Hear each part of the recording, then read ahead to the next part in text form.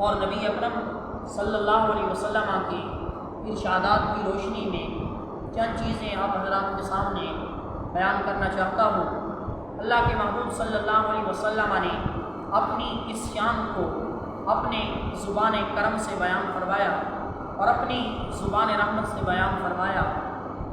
بخاری مسلم شریف کے اندر حدیث موجود ہے، حضرت سیدنا ابو ہریرہ رضی اللہ تعالیٰ عنہ روایت کرتے ہیں، اللہ کے محبوب صلی اللہ علیہ وسلم نے ارشاد فرمایا، فضلت علی الانبیاء بست۔ اللہ کے محبوب حضور سید عالم صلی اللہ علیہ وسلم نے ارشاد فرمایا کہ اللہ تعالیٰ نے 6 چیزیں مجھے ایسی عطا فرمائیں جو مجھ سے پہلے کسی نبی کو اللہ نے عطا نہیں فرمائی۔ فرمایا 6 چیزیں اللہ تعالیٰ نے مجھے ایسی عطا فرمائیں جو مجھ سے پہلے کسی نبی کو عطا نہیں ہوئی۔ اللہ کے محبوب علیہ السلام نے فرمایا جوامع الکلم، فرمایا اللہ تعالیٰ نے مجھے جوامع الکلم بنایا، یعنی اللہ تعالیٰ نے مجھے جامع الفاظ عطا فرمائے۔ تمام انبیاء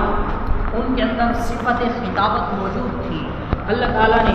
ان کو فصاحت و بلاغت کی نعمت بھی عطا فرما رکھی تھی، کیونکہ انہوں نے اپنی خطابت کے ذریعے اور اپنی گفتگو کے ذریعے لوگوں کو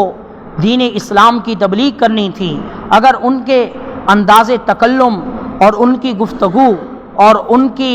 انداز جو کلام کرنے کا ہے اس کے اندر اگر کچھ بھی معاذ اللہ کمی ہوتی تو وہ اپنا معافی ضمیر لوگوں تک نہ پہنچا سکتے۔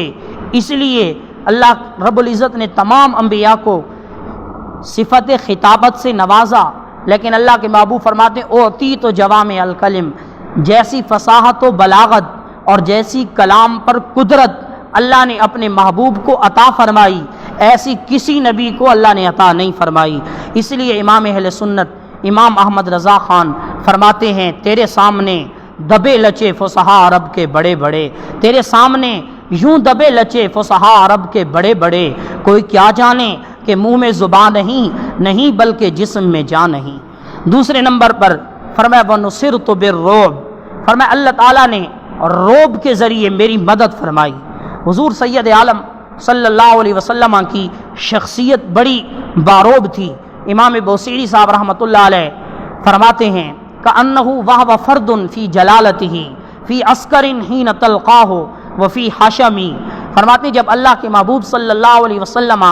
اپنے گھر سے نکلتے تو یوں محسوس ہوتا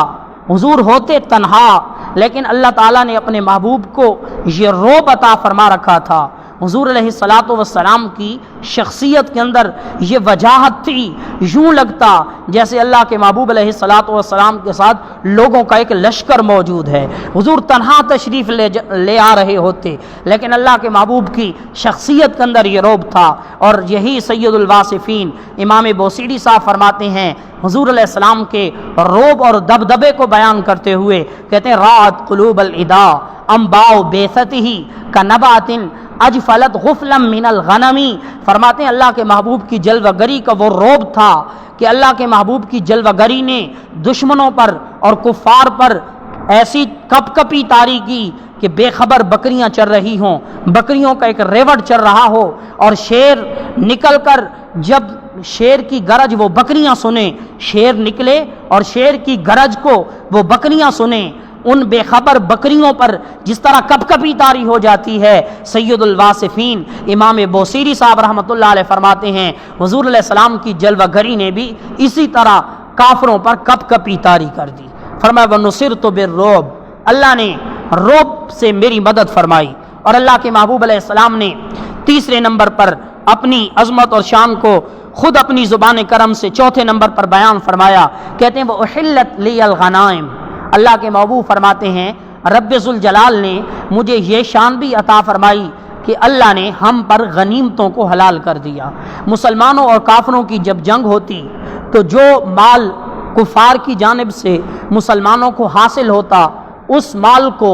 مال غنیمت کہا جاتا۔ پہلی امتوں میں جب غزوات ہوتے تو وہ غنیمت کو ایک جگہ اکٹھا کرتے، اکٹھا کرنے کے بعد آگ آتی اور اس غنیمت کے مال کو لے جاتی، لیکن اللہ کے محبوب حضور سید عالم صلی اللہ علیہ وسلم کی نسبت کی وجہ سے اللہ کے محبوب کی امت کو اور خاص طور حضور کو یہ شان ملی، وَأُحِلَّتْ لِيَ الْغَنَائِمُ، اللہ کے محبوب نے فرمایا مجھ پر غنیمتوں کو حلال کر دیا گیا۔ آگے فرمایا وَجُعِلَتْ لِيَ الْأَرْضُ مَسْجِدًا وَطُهُورًا، ذرا تصور کرو نا حضور کے صدقے ہم پر کتنے انعامات ہوئے۔ فرماتے ہیں وَجُعِلَتْ لِيَ الْأَرْضُ مَسْجِدًا وَطُهُورًا، اللہ کے محبوب علیہ الصلوۃ والسلام نے فرمایا اللہ نے میرے لیے تمام زمین کو مسجد بنا دیا۔ اس حدیث پہ ذرا، حدیث کے اس جملے پہ ذرا غور کرو۔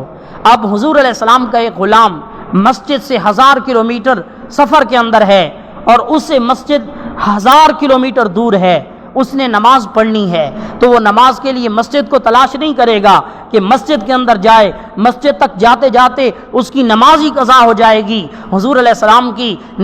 نسبت کی وجہ سے یہ شان ملی ہے کہ حضور کا امتی اگر اپنے کھیت کے اندر کام بھی کر رہا ہے، نماز کا وقت ہو گیا، تمام زمین کو اللہ نے مسجد بنا دیا، وہ وہیں کھڑا ہو جائے اور اللہ کی بارگاہ میں سجدہ کر دے۔ فرمایا وَجُعِلَتْ لِيَ الْأَرْضُ مَسْجِدًا وَطُهُورًا، اللہ تعالیٰ نے تمام زمین کو مسجد بنا دیا۔ آگے فرمایا وَأُرْسِلْتُ إِلَى الْخَلْقِ كَافَّةً، پہلے نبی کوئی کسی قوم کے لیے نبی، کوئی کسی قبیلے کے لیے نبی، کوئی کسی خاص ایریا اور علاقے کے لیے نبی، یہ آپ کے اور میرے محبوب کی شان ہے۔ فرمایا وَأُرْسِلْتُ إِلَى الْخَلْقِ كَافَّةً، فرمایا اللہ نے مجھے تمام لوگوں کے لیے نبی بنا کر بھیجا، تمام مخلوقات کے لیے۔ اور قرآن مجید کی سورہ فرقان کے اندر فرمایا لِيَكُونَ لِلْعَالَمِينَ نَذِيرًا، فرمایا حبیب ہم نے آپ کو عالمین کے لیے نذیر اور ڈرانے والا بنا کے بھیجا۔ آگے فرمایا وَخُتِمَ بِيَ النَّبِيُّونَ، اللہ نے مجھے یہ شان عطا فرمائی کہ نبوت اور رسالت کا دروازہ بھی مجھ پر بند فرما دیا اور اللہ نے مجھے ختم نبوت کا تاج عطا فرمایا۔